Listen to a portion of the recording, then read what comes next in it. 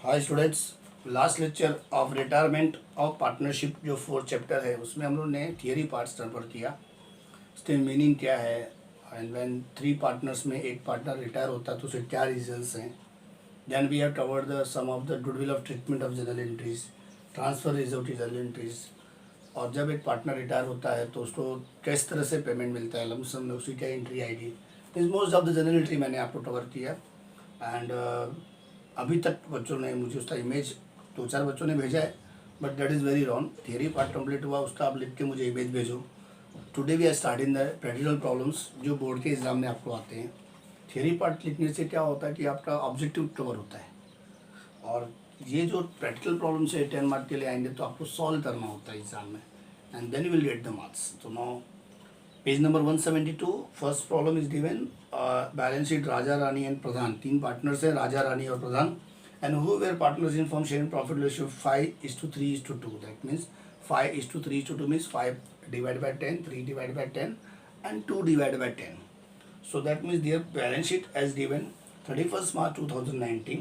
तो liabilities and assets given और उसमें सारे सब इन्फॉर्मेशन दिए हैं।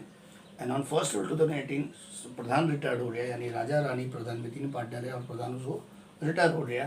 तो गुडविल ऑफ द फर्म जो भी रेज हुआ 20,000 था, स्टॉक रिलीज हुआ 10% था, आरबीडी हुआ 5% था, 200 राइट ऑफ हुआ, and out of amount due Pradhan 5,000 उसको मिला। जब वो रिटायर हुआ तो उसको 5,000 कैश मिला, और बाकी का जो पैसा उसका जो निकलता था वो उसको लोन अकाउंट में ट्रांसफ़र कर दिया गया, यानी आपको हम लोग बाद में देंगे। ये प्रॉब्लम रेट स्वरूप है, ये आपको समझना है। जो रिटायरमेंट में किस तरह से प्रॉब्लम आती है, बैलेंस शीट रहते हैं और 4-5 एडजस्टमेंट रहते हैं। जब इसको बोला गया तो prepare profit loss account and partnership and balance sheet of new firm, ऐसा बताया गया है। तो अब हमको ये समझ में आना चाहिए कि रिटायरमेंट चैप्टर में ये profit loss adjustment of the ledger कैसे बनता है, तो विच इज़ वेरी इंपॉर्टेंट। सबसे पहले आपको लिखना है इन द बुक्स ऑफ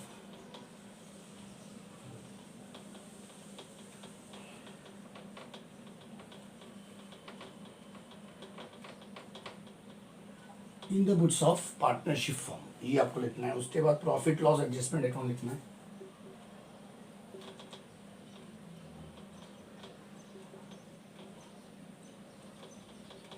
जिसके 2 पार्ट होते हैं,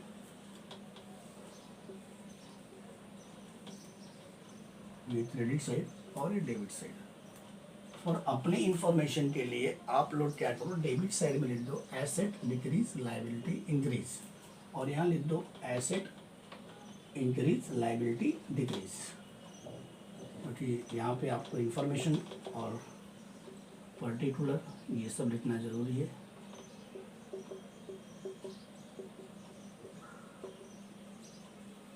लाइन टोटल मेरे पास सेकंड है पार्टनर्स कैपिटल अकाउंट।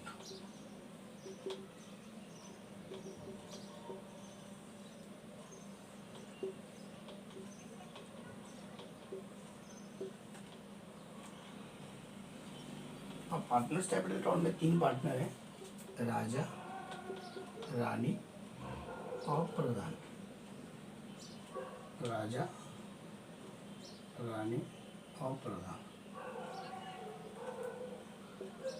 यहाँ पे पर्टिकुलर आएगा। आपको टेक्स्ट बुक में सब दिया गया है इन्फॉर्मेशन। एक बैलेंस शीट बनेगा जो कि जरूर नहीं है यहाँ पे, पर बैलेंस शीट कैसा होता है आपको पता है, आपने फर्स्ट चैप्टर फाइनल अकाउंट को देख लिया। नॉन प्रॉफिट बैलेंस शीट वैसे ही होता है, उसमें लाइबिलिटी रुपीज़ एसेट रुपीज़ आता है। तो ना फर्स्ट ऑफ ऑल हम लोग पोस्टिंग पे ध्यान देंगे। जो अपने पास जो ओल्ड बैलेंस शीट है जो 31 मार्च 2019 का है और 8 अप्रैल 2018 को पार्टनर रिटायर हुआ है, तो उसके बारे में हम लोग ध्यान देंगे। क्रेडिटर्स हमारा 11,200 है, तो ना क्रेडिटर्स 11,200 है और इसका एडजस्टमेंट भी है। अब बैलेंस शीट नहीं है तो अभी थोड़ा छोटा सा मुझे बैलेंस शीट बनाना चाहिए। चलो मैं यहाँ पे बैलेंस शीट बना देता हूँ।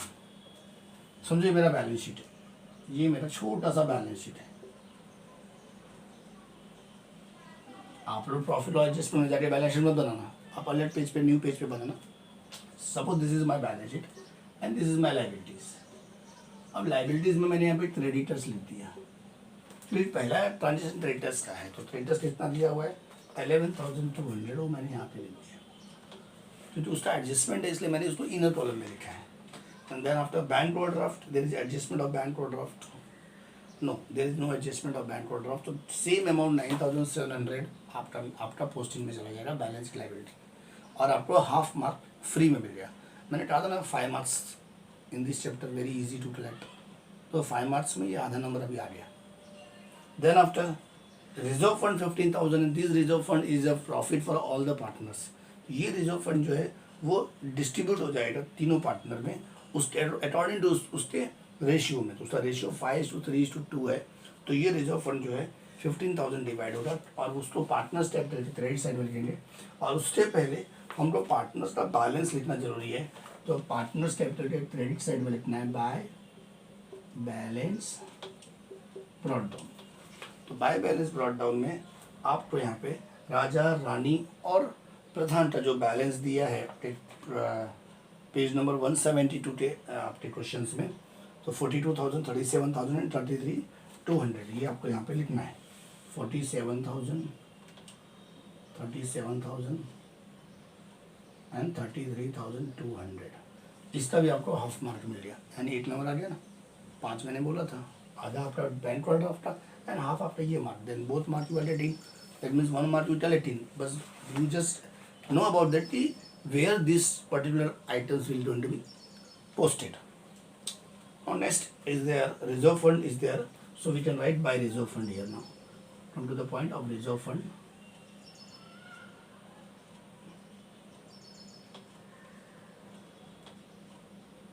Now इसमें कैलकुलेशन पार्ट है, आपका रिजर्व फंड है कितना, how much it is given 15,000। तो थोड़ा मैं इसको रफ करता हूँ। यहाँ पे 15,000 को आपको रेशियो दिया है पहला पार्टनर का 5 और डिवाइड बाय 10। ये 10 कैसे हुआ, 5:3:2, 5 + 3 8, 8 + 2 10। तो ये जो पहला पार्टनर है ये 5 इधर आ गया और इनका जो भी प्लस होता है ये मिला के ये 10 आपके यहाँ पे आ गया। जब इसको सिंप्लीफाई करने जाएंगे तो 1500 × 5, 15 5 जा 75 एंड 2 0, दैट मीन्स 7,500। ऐसे सेकेंड पार्टनर का करना है 15,000, I am going to rough, ये समझ में आ गया आपको ना कैसे आया 7,500। इसको सिर्फ कैलकुलेशन किया, 5/10 कहाँ से आया, 5 + 3 + 2 दैट इक्वल टू 10। अब इसको बाद इसको जब हम लोग फाइनलाइज करेंगे तो सेकेंड पार्टनर का 3/10 आएगा और अमाउंट वही रहेगा 15,000। तो ये कट गया, 3 क्यों आया, क्योंकि सेकेंड जो पार्टनर है 3 है तो है 1500 और इसका × 3 किया तो 4,500 और तीसरे अगर आप कर लेना तो उसका अमाउंट आएगा 3,000। तो इस तरह से रिजर्व फंड आपका बढ़ गया। रिजर्व फंड पार्टनर स्टेटस में क्यों बढ़ता है कि reserve fund is a one kind of profit which is a past profit which is accumulated from long to long time, accumulated profit which is getting the partner long to long time, and that when it is a retirement of one of the partner, so this all the profit will be distributed among the all the partners। क्योंकि reserve fund retiring partner का भी तो है, क्योंकि बहुत सारे से वो भी तो काम कर रहे हैं।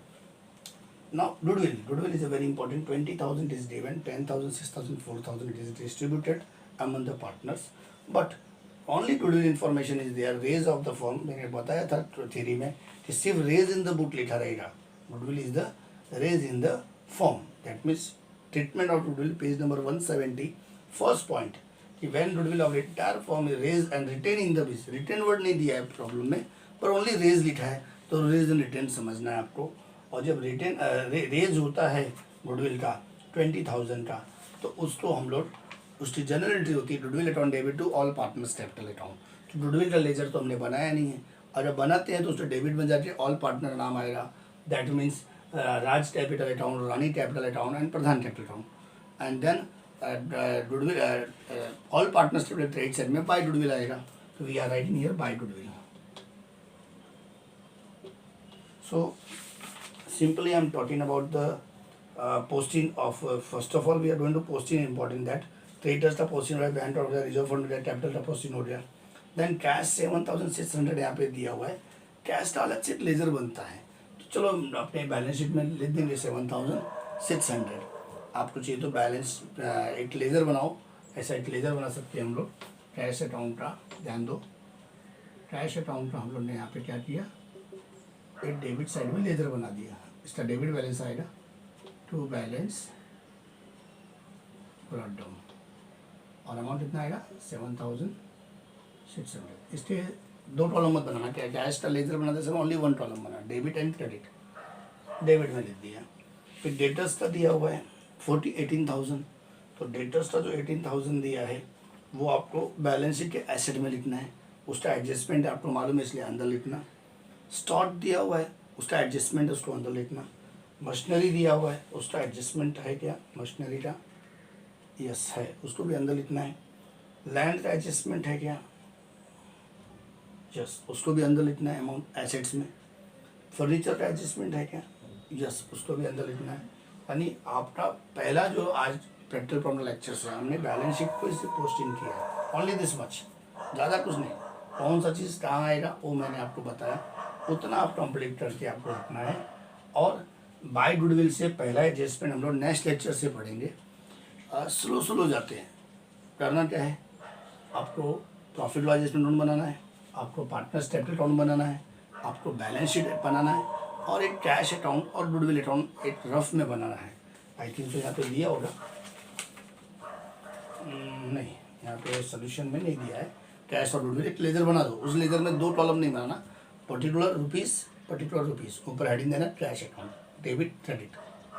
और गुडविल का भी ऐसे, गुडविल का लेजर बनाओ, लेजर बनाने आता है ना आपको ना, एक लाइन खींचने का, बीच का लाइन टी फॉर्म में, फिर एक कॉलम खींचने का रुपीज़ का, फिर पर्टिकुलर का, ऐसे डेबिट में भी और क्रेडिट में भी।